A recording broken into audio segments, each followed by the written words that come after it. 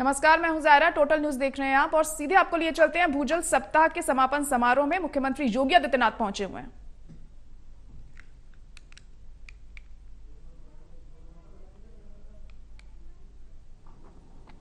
मछलियां और तमाम जलीय जीव उसमें तैरते हैं। कोई भी जीव जंतु आकर के, कोई भी जीव जाकर के वहां जल ग्रहण कर सकता है। वो नदी या वो नाला कभी किसी को मना नहीं करती। और उसके चारों ओर आप उसकी ओर दोनों ओर देखिए ना, तटों पर कितने बड़े पैमाने पर स्वतःस्फूर्त भाव के साथ जंगल उगता है, झाड़ियां उगती हैं, उस जंगल का संरक्षण होता है। लेकिन जहां पर थोड़ी भी कोई बस्ती आ गई, कोई नगर आ गया, कोई औद्योगिक क्षेत्र आ गया, उसके बाद उस नदी की क्या स्थिति होती है?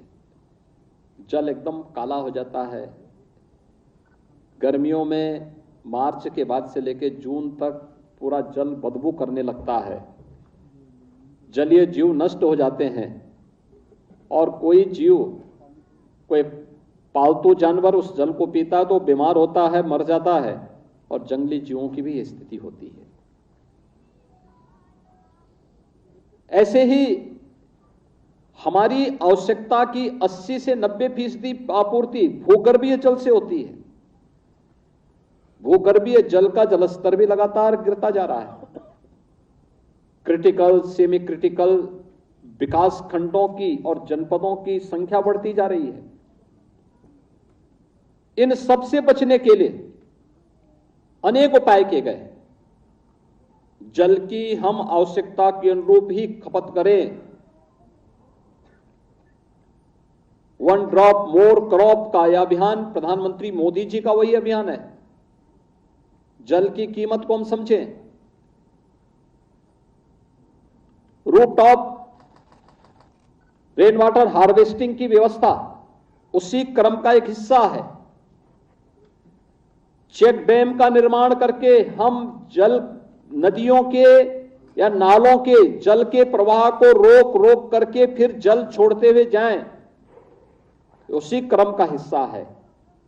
और आजादी के अमृत महोत्सव वर्ष में हर जनपद में, हर नगर में एक अमृत सरोवर की रचना हो और अमृत सरोवर में जल का संरक्षण होने के साथ साथ अनेक कार्यक्रम चले। ये सभी उसी अभियान का हिस्सा है।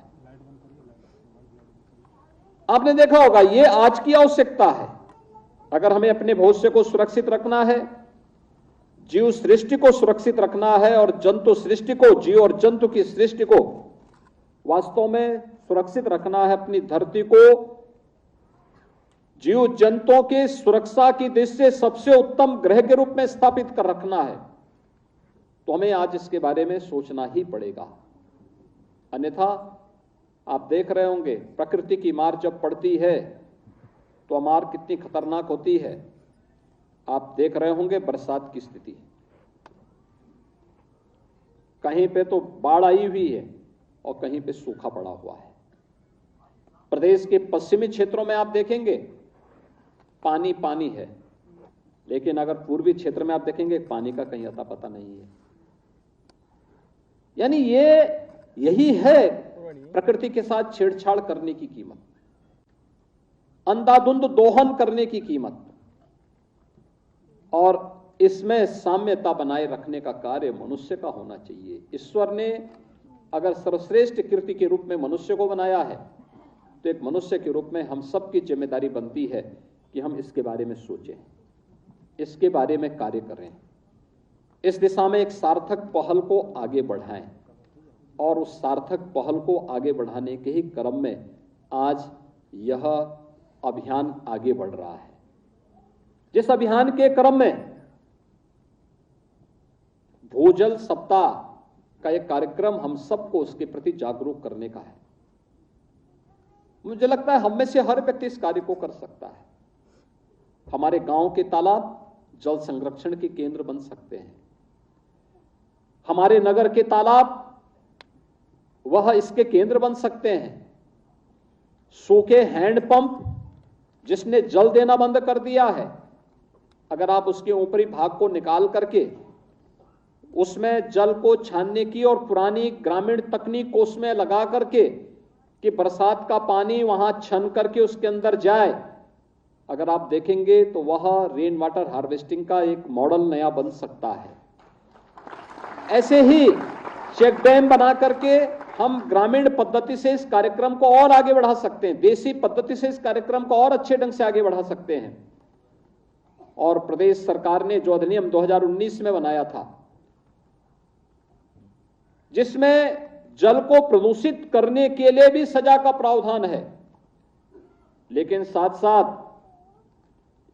एक निश्चित सीमा से ऊपर के किसी भी भवन के निर्माण के लिए नक्शा पास करना है तो उसको रेन वाटर हार्वेस्टिंग की अनिवार्यता, हर सरकारी भवन के लिए रेन वाटर हार्वेस्टिंग की अनिवार्यता जिसके तहत सुनिश्चित की गई है। इस कार्यक्रम के साथ अगर हम जुड़ेंगे तो हमारी भविष्य की आवश्यकताओं की पूर्ति हो पाएगी, और वह आज की आवश्यकता है। उत्तर प्रदेश इस दिशा में बहुत सौभाग्यशाली है कि देश के अंदर 80 से 85% भूमि हमारी ऐसी है जो उर्वरा होने के साथ साथ सिंचित भी है। सिंचित भूमि है तो स्वाभाविक रूप से सिंचाई के लिए वहां जल की आवश्यकता पड़ती है, और इसमें जल की आपूर्ति ज्यादातर हमारी अभी भी भूगर्भीय जल पर निर्भर करती है। आप अनुमान करिए, आप किसी बैंक से पैसा निकालते जाइए, एक समय के बाद पैसा खर्च समाप्त हो जाएगा और फिर बैंक आपको पैसा देना बंद कर देगा। ऐसी स्थिति जल की है। आखिर उसकी भी तो अपनी एक सीमा होगी। उसके अंदर पैसा, उसके अंदर कोई जल जाएगा नहीं, लेकिन आप जल का दोहन करते रहेंगे तो हर एक विकास खंड क्रिटिकल हो जाएगा। हमें सामान्य क्रिटिकल को सेमी क्रिटिकल में, सेमी क्रिटिकल को सामान्य विकास खंड के रूप में स्थापित करने के निश्चित अभियान को आगे बढ़ाना होगा, और ये सभी कार्यक्रम उसी दिशा से प्रारंभ किए गए हैं। मुझे लगता है व्यापक जन जागरूकता और आम नागरिक की भागीदारी इसमें बहुत बड़ी भूमिका का निर्वहन कर सकता है। इसमें जल की एक एक बूंद को सुरक्षित रखना, और यह अभियान इसलिए भी महत्वपूर्ण है जब प्रधानमंत्री मोदी जी के मार्गदर्शन और नेतृत्व में पूरे देश के अंदर हर घर नल की योजना जब प्रारंभ हो रही है, हर घर में जल उपलब्ध कराने का सपना साकार हो रहा है। आज से 9 वर्ष पहले जो सपना था